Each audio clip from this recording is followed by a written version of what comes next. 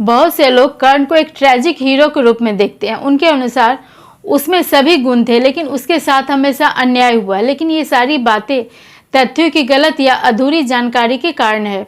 यह सच है कि उसमें बहुत सारी खूबियां थी।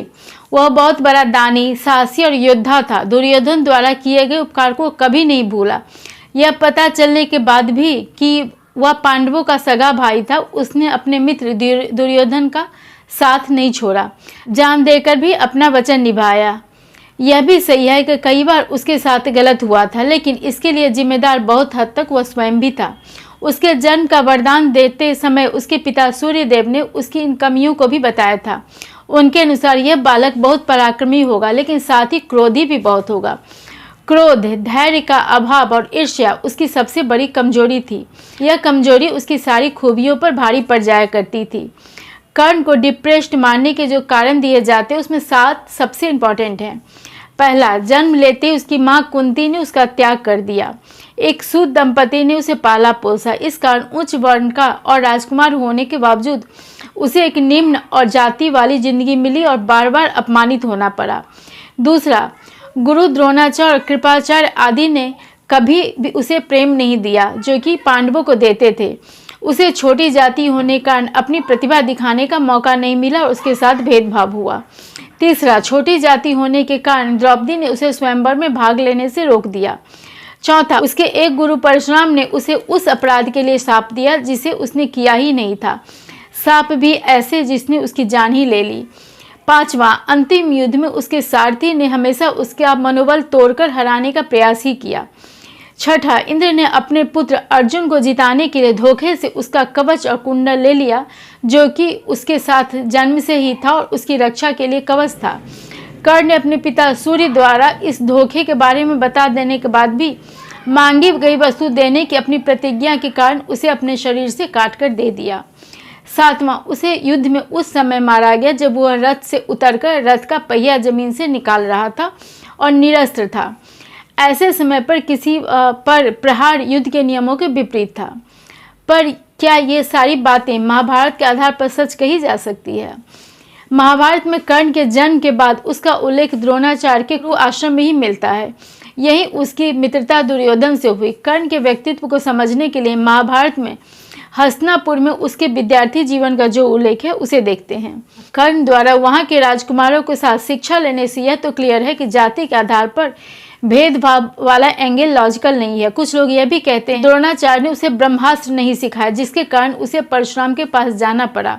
लेकिन यह इस आधार पर गलत है कि द्रोणाचार्य ने उसे अन्य विद्या सिखाया था, बट ब्रह्मास्त्र सिखाने से केवल इसलिए मना कर दिया था क्योंकि उसका अपने क्रोध पर नियंत्रण नहीं था। अर्जुन को उन्होंने बहुत बाद में ब्रह्मशिरा अस्त्र दिया था, लेकिन उसे वार्न करते हैं कि किसी मनुष्य या कमजोर पर इसका इस्तेमाल नहीं करें।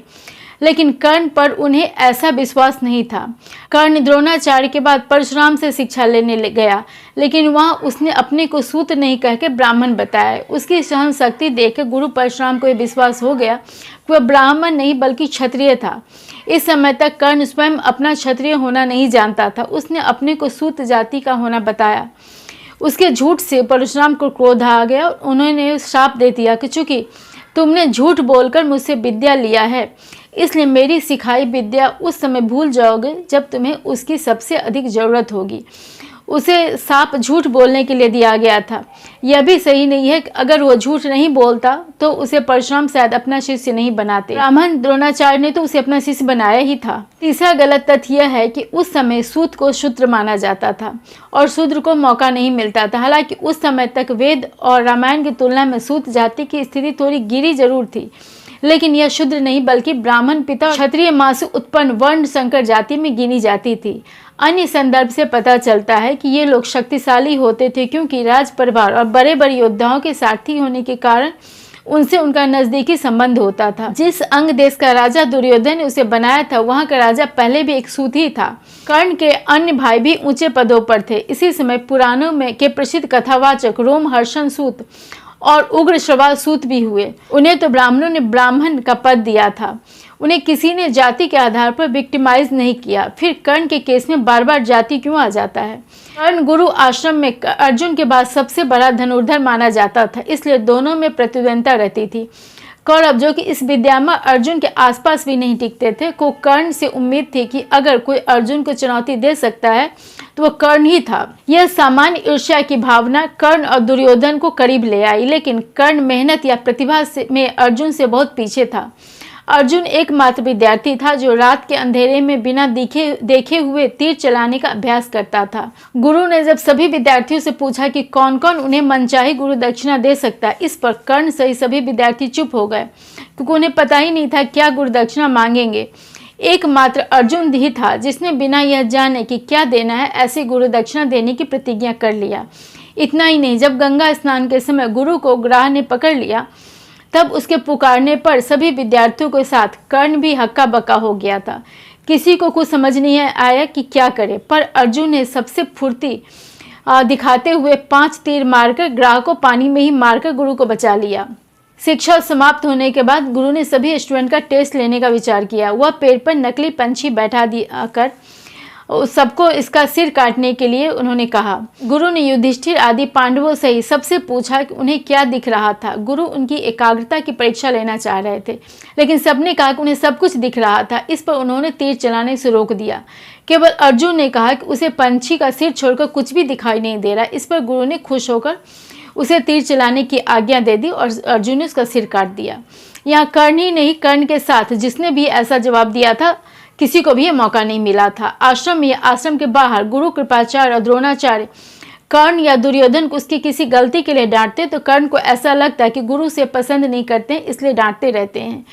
इसलिए उसके मन में इन गुरुओं के प्रति कोई विशेष सम्मान नहीं था। हालांकि वह प्रणाम करने के लिए झुक जाया करता था, लेकिन उसके झुकने में कोई आदर नहीं बल्कि दिखावा रहता था। ऐसा ही भाव आगे चलकर भीष्म के प्रति भी था, क्योंकि वह दुर्योधन के हर गलत काम में उसका साथ देने के लिए कर्ण को हमेशा डांटते रहते थे। शिक्षा समाप्त होने पर राजकुमारों के लिए होने वाले विद्या प्रदर्शन में उसे नहीं भाग लेने दिया गया, लेकिन इसका कारण भी कुछ और था।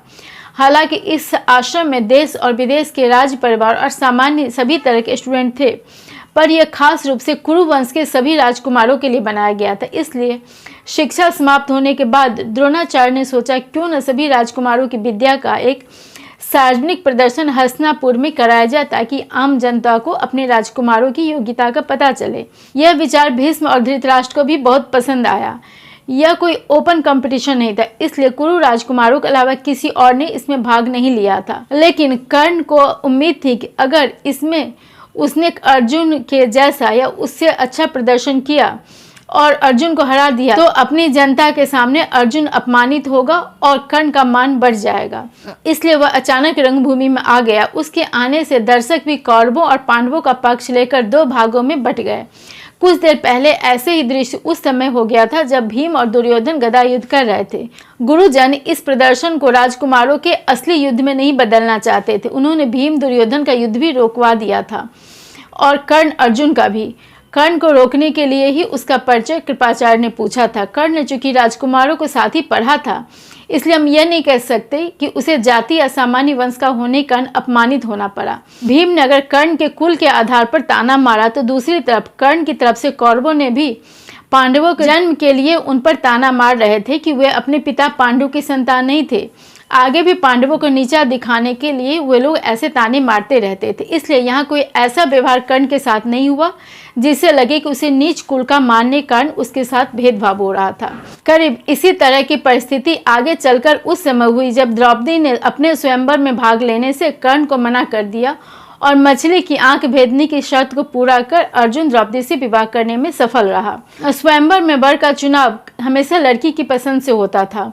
उसके द्वारा किसी से विवाह से मना कर देने का अर्थ उसे अपमानित करना नहीं होता था। वह केवल क्षत्रिय से विवाह करना चाहती थी, इसलिए उसने तो पहले ब्राह्मण समझकर ब्राह्मण वेशधारी पांडवों को भी भाग लेने से मना कर दिया था। लेकिन चूंकि भगवान कृष्ण अर्जुन को पहचान गए थे, इसलिए उन्होंने द्रौपदी से ब्राह्मणों को अनुमति दे देने के लिए कहा। वैसे महाभारत का कुछ वर्जन तो यह भी कहता है कि कर्ण ने पार्टिसिपेट किया था, पर वह निशाना लगाने में सफल नहीं हो सका। कर्ण को हमेशा यह मलाल रहा कि उसे अर्जुन के सामने अपनी प्रतिभा सिद्ध करने का मौका नहीं मिला, लेकिन जहां भी मिला वहां उसे घायल होकर भागना पड़ा। उदाहरण है पंचाल पर आक्रमण और वनवास के समय पांडवों पर आक्रमण। दोनों युद्ध में कर्ण बुरी तरह हारा था। पांचाल को जीतने का आदेश गुरु ने गुरु दक्षिणा के रूप में मांगा था। इस युद्ध में भी कर्ण कौरवों की तरफ से लड़ा। जो लोग कर्ण को गलत तरीके से युद्ध में मारने का आरोप लगाते हैं वो भूल जाते हैं कि स्वयं उसने अपनी ईर्ष्या के कारण दुर्योधन के हर गलत काम में उसका साथ दिया था। भले ही दुर्योधन के सगे भाइयों ने कई बार उसे रोकने की कोशिश की थी, लेकिन कर्ण ने नहीं, क्योंकि वह स्वयं भी पांडव विशेषकर अर्जुन और द्रौपदी से नफरत करता था। हर अन्याय में कर्ण ने दुर्योधन का न केवल साथ दिया बल्कि उसे प्रोत्साहन भी दिया। द्रौपदी के वस्त्र हरण के लिए सबसे अधिक कर्ण ने ही दुर्योधन को इंस्टिगेट किया था। यहाँ तक कि द्रौपदी को सभा में सबसे अधिक अपशब्द कर्ण ने ही कहे थे। कुछ लोग कहते हैं कि कर्ण द्रौपदी के प्रति आसक्त था, पर ऐसा बिल्कुल ही नहीं था। राजा शल्य, जो कि 2 पांडव नकुल और सहदेव के मामा थे, कर्ण के अंतिम युद्ध में कर्ण के सारथी थे। उन्होंने युद्ध में उसका मनोबल तोड़ने का पूरा प्रयास किया था, पर यह भी सच है कि वह महाभारत के युद्ध में पांडवों के पक्ष से लड़ने आ रहे थे। दुर्योधन ने धोखे से उन्हें अपने पक्ष में युद्ध करने के लिए विवश किया था।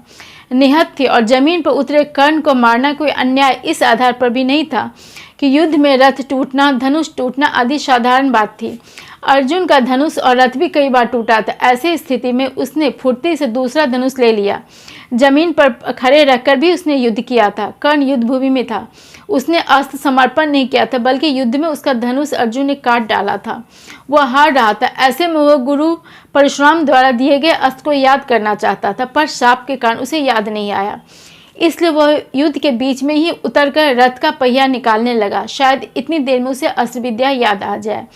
इस बीच कृष्ण के कहने पर अर्जुन ने उसे मारा। अभिमन्यु की तरह बहुत से लोगों ने नहीं, बल्कि सामने लड़ने वाले योद्धा ने ही उसे मारा था। इसी तरह भगवान कृष्ण द्वारा कर्ण की मृत्यु पर रोने आदि की बात महाभारत में कही नहीं है, जो कि सोशल मीडिया में कही जाती है। एक बात और, कर्ण या उससे हमदर्दी रखने वाले लोग उसके जन्म देने वाली माँ कुंती द्वारा छोड़ देने की बात भी कहते हैं, पर इस मामले में हमें भगवान कृष्ण की स्थिति को याद कर रखना चाहिए। वह भी जन्म लेते ही अपने माँ बाप से दूर एक साधारण गौपालक परिवार में पहुंचा दिए गए थे, लेकिन कभी भी उन्होंने इसे अपनी कमजोरी नहीं माना, बल्कि अपने को सौभाग्यशाली माना। उसे 2 माता पिता का स्नेह मिला। उन्होंने यह नहीं सोचा कि एक राज परिवार का होते हुए भी साधारण गौपालकों के बीच उन्हें रहना पड़ा। इस समय तक कृष्ण बलराम ने किसी तरह की कोई औपचारिक शिक्षा नहीं पाया था। उन्हें गुजरात में संदीपनी मुनि के आश्रम में पढ़ने के लिए भेजा गया। यहाँ उन्होंने किसी राजकुमार के साथ नहीं, बल्कि एक गरीब ब्राह्मण सुदामा के साथ मित्रता किया था। कर्ण, जिसे एक प्रेम करने वाला और भाई बहन से युक्त परिवार मिला था, राजकुमारों के साथ इतने प्रसिद्ध गुरुकुल में उसने शिक्षा पाया था कि पास इतना धैर्य नहीं था कि वह रंगभूमि में अपने अपमान को सह पाता। उसके पास इतनी क्षमता थी कि वह अपना राज्य स्थापित कर सकता था, लेकिन अपमान सहने की क्षमता नहीं थी। इसलिए वह दुर्योधन के द्वारा गिफ्ट में दिए गए अंग राज्य को स्वीकार कर हमेशा के लिए उसका दास बन गया। उसका सारा पराक्रम केवल दुर्योधन को खुश रखने के काम में आया। उसके द्वारा कोई और युद्ध अपने लिए या अपने बल पर करने का कोई उल्लेख नहीं मिलता है महाभारत में। अर्जुन कर्ण से अधिक प्रतिभावान था और मेहनती भी, तो कर्ण ने मेहनत बढ़ाने के बदले उससे ईर्ष्या रखना शुरू कर दिया। द्रौपदी उससे विवाह नहीं करना चाहती थी, हालांकि उसके पास अच्छी लड़कियों के रिश्ते थे, लेकिन द्रौपदी के इनकार को अपना अपमान समझकर उसे अपमानित करने का मौका तलाश करता रहा। क्लियर है कि कठिनाइयाँ तो कृष्ण के सामने भी थी और कर्ण के सामने भी, लेकिन कृष्ण की कठिनाइयों ने उन्हें निखरने दिया, जबकि कर्ण की कठिनाइयों ने उसे बिखरने दिया। इंद्र को कवच और कुंडल दान करना सच में बहुत साहस का काम था और बहुत बड़ा दान था, लेकिन यह भी सच है कि उसने ये निःशुल्क नहीं दिया था, फ्री में नहीं दिया था। इसके बदला उसने इंद्र से एक बर्छा लिया था, एक हथियार लिया था। तो ऐसा नहीं था कि उसने केवल दान दे दिया था, एक तरह से एक्सचेंज था। कवच के कारण उसकी जान बच जाती, लेकिन उसको जीतने की संभावना नहीं थी। कवच पहने हुए भी उसने कई युद्ध हारा था। उसके चरित्र की ऐसी छोटी कमियां उसकी बड़ी बड़ी खूबियों पर भारी पड़ा। एक महान दानी, पराक्रमी एवं साहसी योद्धा होकर भी इतिहास में वो प्रेरणा नहीं बल्कि सहानुभूति का पात्र बना। लेकिन इसके उलट कहानी है एकलव्य की। उसकी बात अगले वीडियो में करेंगे।